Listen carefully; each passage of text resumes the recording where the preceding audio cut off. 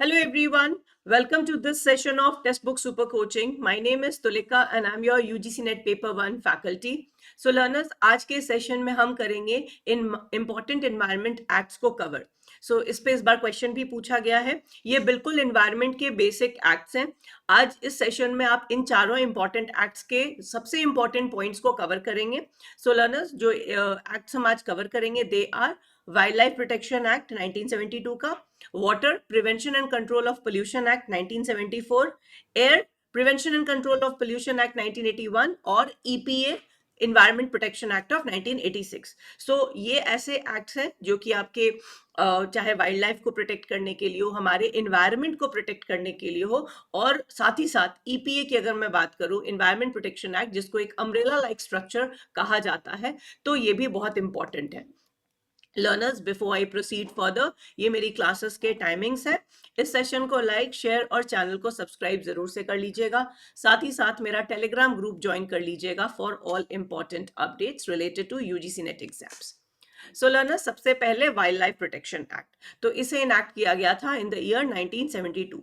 तो इसका basic role क्या है, फंक्शन क्या है, क्यों इसे लाया गया था, इसके क्या ऑब्जेक्टिव्स हैं. तो सबसे पहले तो मेन पॉइंट ये था कि हम वाइल्ड एनिमल्स को किस तरह से उनके हंटिंग को रोके. तो ये एक्ट के अंतर्गत it prohibits hunting of wild animals. जो रूल्स बनाए गए हैं, जो नियम बनाए गए हैं, अगर उसे कोई फॉलो नहीं करता है तो उसके लिए प्रॉपर पनिशमेंट का प्रावधान है इस एक्ट पे. So punishment for violation of rules. जितनी भी हमारी ऐसी स्पीशीज हैं, चाहे वो प्लांट स्पीशी हो या एनिमल स्पीशीज हो, अब वो जैसे जैसे एक्सटिंक्ट होती जा रही है, खत्म होती जा रही हैं, तो इंडेंजर यानी डेंजर में है, तो उन्हें भी प्रोटेक्ट करने की बात करता है ये एक्ट. साथ ही साथ to plant trees and build protected parks. So basically जो एरिया होता है, हैबिटेट बिल्डिंग जिसको हम कहते हैं, जहाँ एनिमल्स हमारे रहते हैं, उस तरह के सेटअप को, प्रोटेक्टेड एरिया को बिल्ड करने का भी वर्क आता है इसके अंतर्गत. किसी भी तरह के ट्रेड और कॉमर्स एक्टिविटीज जो होती हैं, खास करके वाइल्ड लाइफ प्रोडक्ट्स और स्पीशीज की, उस पे बैन करता है ये. साथ ही साथ जितना हमारी हमारी जो बायोडाइवर्सिटी है, यानी कि डाइवर्स फॉर्म ऑफ लाइफ है, चाहे वो प्लांट लाइफ हो या एनिमल लाइफ हो, इसको, इसकी डाइवर्सिटी को प्रोटेक्ट करके रखना भी वाइल्ड लाइफ प्रोटेक्शन एक्ट के अंतर्गत आता है.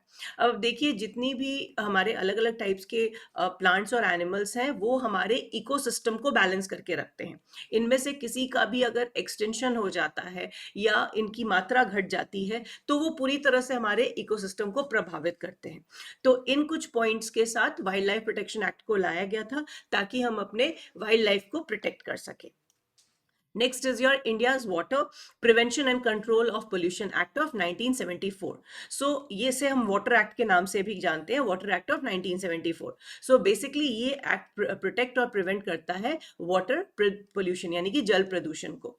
इस एक्ट के अंतर्गत आप ये मेंटेन करवाता है, रिस्टोर कराता है quality of surface and ground water. तो ये दो पॉइंटर्स जरूर याद रखिएगा कि जो भी पानी है जो कि सरफेस एरिया पे है या ग्राउंड में है, अंडरग्राउंड वाटर जो है, उसे भी कवर करता है ये act.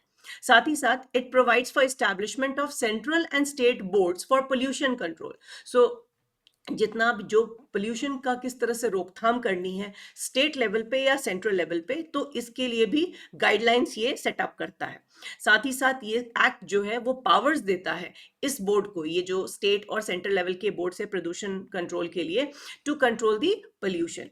One of the most important feature इस particular Water Act 1974 का सबसे important feature है to maintain and restore the wholesomeness of our aquatic resources. So पानी वाले जितने भी resources होते हैं उनको हम aquatic resources कहते हैं. तो उसको किस तरह से हम wholesomeness यानी कि उसको अपने नेचर में, उनका उसमें कोई भी चीज की एडिशन नहीं हो, किसी तरह का पोल्यूटिंग जो एजेंट्स है वो उसमें ऐड ना हो, उसको मेंटेन करने की बात करता है वाटर एक्ट ऑफ 1974. अगेन, चूंकि ये सारे एक्ट्स हैं जिसे पार्लियामेंट द्वारा इनैक्ट किया गया है, सो ये सारे लीगली बाइंडिंग हो जाते हैं जहां पे भी इसे फॉलो नहीं किया जाता है.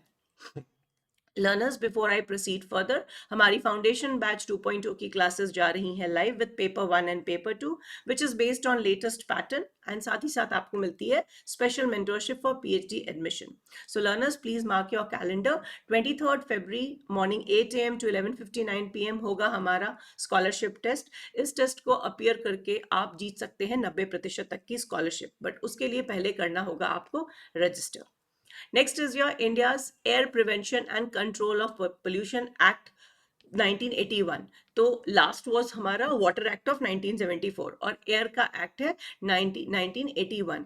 अगेन ऑन सिमिलर लाइंस ये एक्ट जो है कंट्रोल पोल्यूशन को कंट्रोल करने की बात करता है, प्रिवेंट करने की बात करता है विथ रिगार्ड्स टू एयर. सो इस एक्ट के अंतर्गत सेंट्रल गवर्नमेंट को एडवाइस किया जाता है related to air and air pollution, किस तरह से कंट्रोल किया जा सके. ये एडवाइस देता है स्टेट बोर्ड्स को भी किस तरह से अपना वो फंक्शन करें, किस तरह से वो प्रदूषण का नियंत्रण करें. अब कोई भी चीज अगर हम इंट्रोड्यूस करना चाहते हैं तो उसके लिए काफी सारी रिसर्च की जरूरत होती है. तो एयर पोल्यूशन के लिए भी किस तरह से हम R&D पे काम करते हैं वो भी इसके अंतर्गत आता है.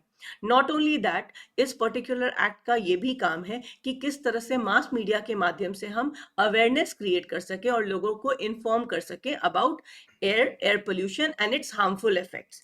आप कई बार देखते होंगे बोर्ड्स पोस्टर्स वगैरह लगे रहते हैं, तो ये भी इस एक्ट के अंतर्गत ये सारे काम कराए जाते हैं. Plan and organise training of personnel, क्योंकि समय समय पर हमें लोगों को ट्रेन करना होता है अबाउट दीज थिंग्स, तो ये काम करना ये भी इसके अंतर्गत आता है.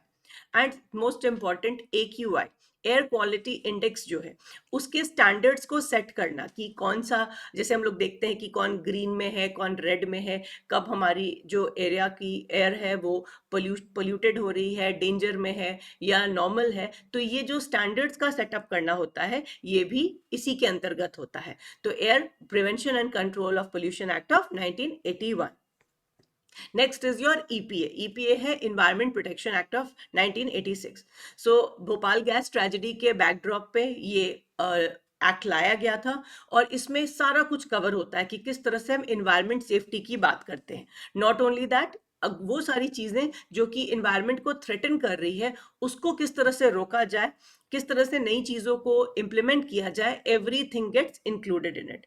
अब इंडिया में जो इसका इनैक्टमेंट हुआ था वो भोपाल गैस ट्रेजेडी के बैकड्रॉप में हुआ था, बट इसकी शुरुआत कब हुई थी? तो United nation conference on human environment जो कि स्टॉकहोम में 1972 में हुई थी, उसके बाद ही ये डिसाइड किया गया था कि इंडिया में भी इन्वायरमेंट को प्रोटेक्ट करने के लिए और इम्प्रूव करने के लिए एक एक्ट लाया जाएगा. इससे पहले के जितने एक्ट्स हैं उसको इसके अंतर्गत ही स्टडी किया जाता है, जिसकी वजह से इसे हम अम्ब्रेला लाइक स्ट्रक्चर कहते हैं. सो ये एक्ट जो है ये जब इम्प्लीमेंट हुआ तो स्टॉकहोम कॉन्फ्रेंस से जो जो हमें एडवाइसेस मिले थे उसको हमने इसमें इनकॉर्पोरेट किया था. अगर हम कॉन्स्टिट्यूशनल एस्पेक्ट से बात करें तो आर्टिकल 253 जो हमारे इंडियन कॉन्स्टिट्यूशन का है वो बात करता है कि किस तरह से हम लीगली इनैक्ट कर सकते हैं कोई भी इंटरनेशनल अग्रीमेंट को. तो जैसे कि ये स्टॉकहोम वाला जो अग्रीमेंट था ये इंटरनेशनल अग्रीमेंट था, तो उसके लाइंस पर हमने EPA को का गठन किया था और वो आर्टिकल 253 के अंतर्गत आता है. आर्टिकल 48A जो है वो ये कहता है कि स्टेट जो है, state shall endeavor to protect and improve environment and to safeguard the forests and wild life of country. तो जो हमारी गवर्नमेंट है उनका काम है कि हम इन्वायरमेंट को प्रोटेक्ट करें, इम्प्रूव करें और हमारी जो वाइल्ड लाइफ और फॉरेस्ट्स हैं उनकी रक्षा करें. आर्टिकल 51A ये गाइड करता है कि हर एक सिटीजन को इन्वायरमेंट को प्रोटेक्ट करना चाहिए. तो 51A और ब्रैकेट में G स्पेसिफिक अगर हम सेक्शन की बात करें तो वो इस G वाला जो है वो ग्रीन से आप याद रखिएगा, तो वो प्रोटेक्ट करने की बात करता है इन्वायरमेंट को. अब EPA 1986 environment protection act of 1986 empower करता है कि सेंट्रल गवर्नमेंट को स्टैंडर्ड सेटअप करने हैं कि इन्वायरमेंट कौन सा ऐसा स्तर होगा जहां पे हम कह सकते हैं कि अब ये डेंजर एरिया में आ रहा है या वार्निंग एरिया में आ रहा है.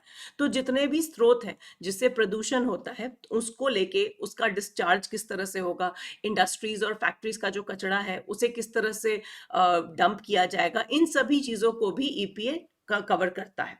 अब ईपीए में एक और छोटा सा कंसेप्ट है EIA, इन्वायरमेंटल इम्पैक्ट असेसमेंट। समय समय पर यह भी देखा जाता है कि इन्वायरमेंट प्रोटेक्शन एक्ट को किस तरह से, उसका क्या इम्पैक्ट है, उसको असेस किया जाता है कि काम वो ठीक से हो रहा है कि नहीं, किस तरह से सारे स्टैंडर्ड्स मेंटेन किए जा रहे हैं। तो EIA को लाया गया था 2006 में, और ये भी हमारे ईपीए के अंतर्गत ही आता है। सो इसमें हम स्क्रीनिंग करते हैं और कई बार पब्लिक कंसल्टेशन भी करते हैं, ये चेक करने के लिए कि जो प्रोजेक्ट्स हैं, जो एनवायरनमेंट से रिलेटेड प्रोजेक्ट्स हैं, वो कितने सही तरीके से काम कर रहे हैं। जैसे मैंने आपको कहा है, इसमें पब्लिक कंसल्टेशन बहुत इंपॉर्टेंट है, और ये एक बहुत सिग्निफिकेंट पॉइंट है EIA से रिलेटेड, एनवायरमेंटल इम्पैक्ट असेसमेंट से, कि यहाँ पे हम पब्लिक हियरिंग की बात करते हैं और पब्लिक पार्टिसिपेशन की बात करते हैं जितने भी डेवलपमेंटल प्रोजेक्ट्स हैं, राइट। अगर हम कंपेयर करें ईपीए और EIA को, तो ईपीए में ऐसा कोई प्रावधान नहीं है जिसमें हम पब्लिक पार्टिसिपेशन की बात करते हैं। ईपीए सिर्फ और सिर्फ गवर्नमेंट अथॉरिटीज को एम्पावर करता है कि किस तरह से उन्हें रूल्स को फॉर्मुलेट करना है और जो पोल्यूटर्स हैं उनको पीनलाइज करना है। वहीं EIA यानी कि एनवायरमेंटल इम्पैक्ट असेसमेंट जो है, वो बात करता है कि किस तरह से हम आम लोगों के इनपुट्स लेके ये पता लगा सकते हैं कि किस तरह से ये इंटायर जो डेवलपमेंटल प्रोजेक्ट्स है उस पर एनवायरमेंट से रिलेटेड उस पर कैसे काम चल रहा है।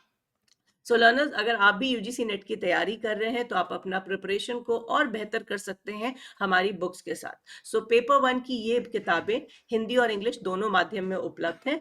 You can use my coupon code to get some extra discounts. And learners, we have scheduled a scholarship test on 23rd of February between 8 a.m. to 11:59 p.m. So anytime during this period आप appear कर सकते हैं, but for that you need to register first. I hope you found this session to be informative and interesting.